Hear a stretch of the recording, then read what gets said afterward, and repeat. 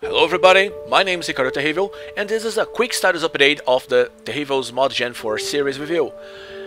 I intend to do 2 more of those status updates, one when the voting session ends and one when the last mod video is actually uploaded. So you might have noticed by this that those 2 moments are different. This is because it's impossible for me to make videos about every single mod before June the 2nd. And taking consideration this, I am working non-stop on making those videos. Even if they are not uploaded as fast as I'm working on them, I have a lot of production to make in those videos, like preparing a map to properly showcase, to record the audio, to then edit and then upload it. It's a lot of work. I am all over it and still have 27 more mods to look at.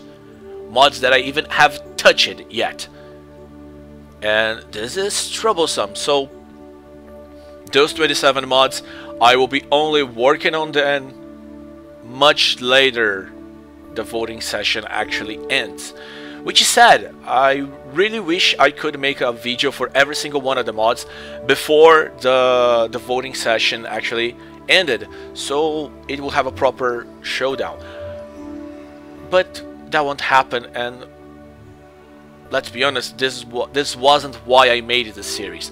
I made this series because I tried to find status and mods that were entered in the previous ModJams, and I couldn't find a single data about it. For example, ModJam 3, I never knew that it happened in the change of the year from December to January. And when I actually started to look about it is when I was reminded of ModJam, when people were starting announcing ModJam 4. And when that happened, all the links I could find about ModJam 3 pointed straight into the ModJam site, which ended up being dead links because all those links now pointed out for the ModJam 4 data. What means that the ModJam 3 data was deleted. So there wasn't a very good amount of data recorded about the ModJam 3. And I had to look down for 3 whole straight days about every single mod that actually was part of the ModJam. I think this is troublesome because a ModJam is a moment in which people actually try to find the way, their breakthrough. They try to make mods just for fun or to be the next famous thing.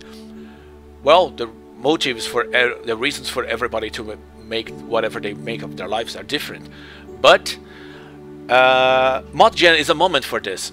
So it's important that we actually leave this window open, because there were a lot of mods that were really interesting, not only the ModJam 3 but 2 and 1 as well, but they were never uploaded, they were never updated, and they were actually lost because their creators just deleted the GitHubs, deleted the original download links because they gave up. There was just not enough window for that to happen. The window just happens during the moment of the contest, and no record actually no record is actually kept about who entered and who made who, except the ones who are already famous, who actually took the chance and grew with it, to kept on working on it. And some of those guys are really good. Some of those guys were the winners, and some of those guys actually did it because they were stubborn, and this actually paid off. But some of those people actually need more incentive to work on, especially the younger ones. When you are young and you start to make something new and scary, like creating stuff, you actually want the opinions of the others. And what ModJam is actually, the history of ModJam is not giving them this window, because those mods are simply dying. There's not a backlog, there's not a record of this. And even worse than you receiving a bad opinion, that traditional "you suck, this mod smells" or something like that, even worse is silence. When you have no one saying anything about it, not bad or good, you are being ignored, you are not being acknowledged, your existence is not being recognized, and this is enough for people to just silently walk away like nobody ever noticed that, and in shame they will delete everything and just not look back, not even try again, even if those guys were actually good at coding but not good at expressing their ideas.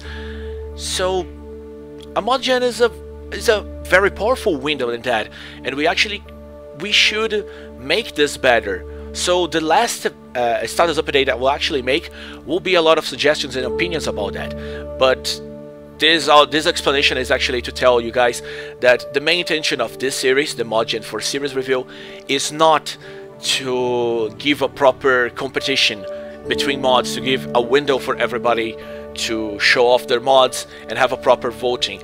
I wish I could, but we actually need to take consideration that all those people spend a long time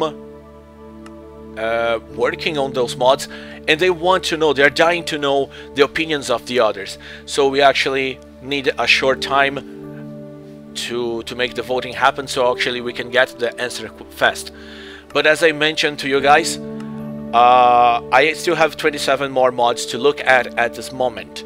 I have videos rendering, videos uploading, videos to be recorded. I have maps ready, mods ready, and I have done nothing on those things yet. It's a lot of work. But I also would like to point out the following. I am making videos, and because of that I feel that it's my obligation to go an extra mile and try to understand mods. Some mods, they are not easy to understand because they do not have a proper explanation on how they work. You know, there's not a written file, there's not an in-game tutorial or in-game guide, and most of the people don't use not enough items and won't use. The most thing they will do is jump into the creative mode to get all the items that are available in there. That said, there are a lot of good mods that probably don't know how to show themselves off. Some of the mods were made to be appreciated in a long period of time. You know, mods that require exploration.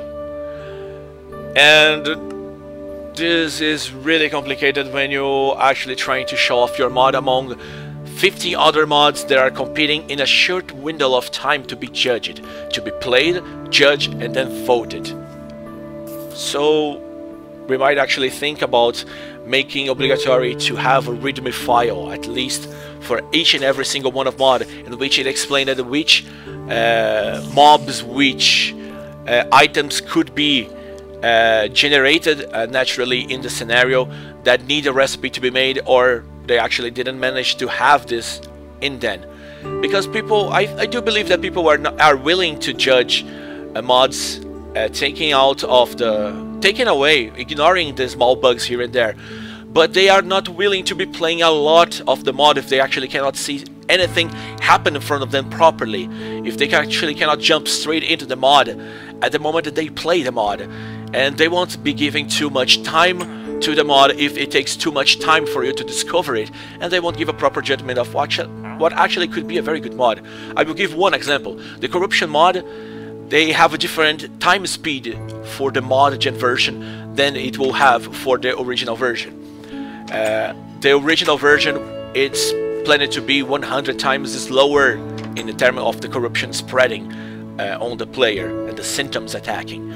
But for the ModJam version, it's already way too fast. You see the corruption happen in a matter of minutes, and you see the symptoms happening one after the other, because this is ModJam. You don't have too much time. You have to make the game fast, you have to make the code fast, you have to take the time, you have to play it fast in order to vote it in a short time.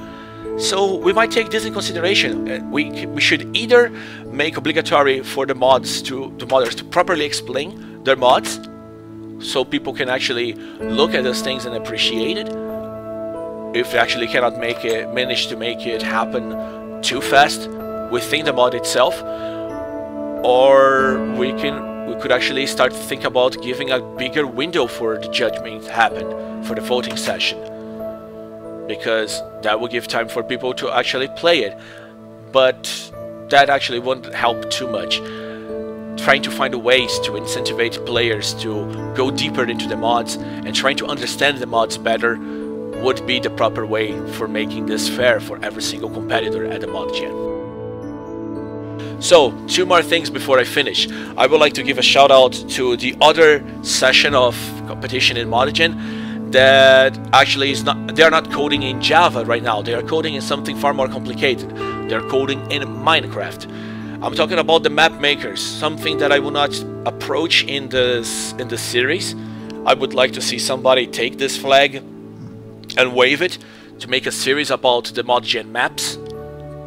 All the entries to show off what those guys have done, because they're actually amazing. I would like actually to take a time and play it, to actually at least give a vote for my opinion in that section as well. And the last thing actually I would like to tell is that all the time this video were happening, it was happening right now in the background. It was a few bits of videos of me recording what I call the ModJam series for my channel. As I mentioned to you guys before, I already have a channel which is in Portuguese, it's the Terrivel word, and in there I have a specific series for Minecraft which tells most of the stories I can tell with Minecraft, be it map made by other players, mods, or sometimes I even let the mods and maps combine themselves to tell me a different story. And ModJams are one of my things, because I try to play as many mods from a ModJam as possible and let this tell me a story. So all the mods from ModJam 1 together tell me one story, one amazing story. All the mods from ModJam 2 together tell me another different amazing story.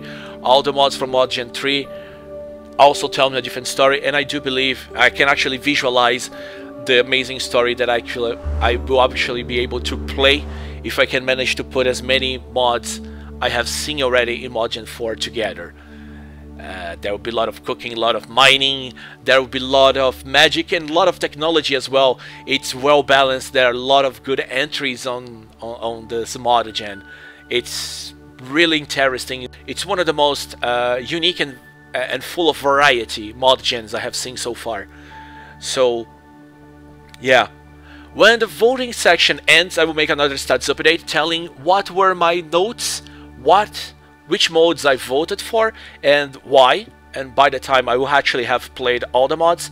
And the last status update will be when this series actually finishes and I uploaded the last video for the last mod, so I can review all of them. And then I will give my quick opinions about everything overall, and will make my suggestions. I will make sure some of the ideas I already mentioned in here, and I will give my suggestions on how can we make ModJam, how can we make ModJam always better for the Minecraft community, players, modders, map makers, and everyone else. I think I already took too much time of your life, so that's it for now. Hugs for all, and until the next video. See ya.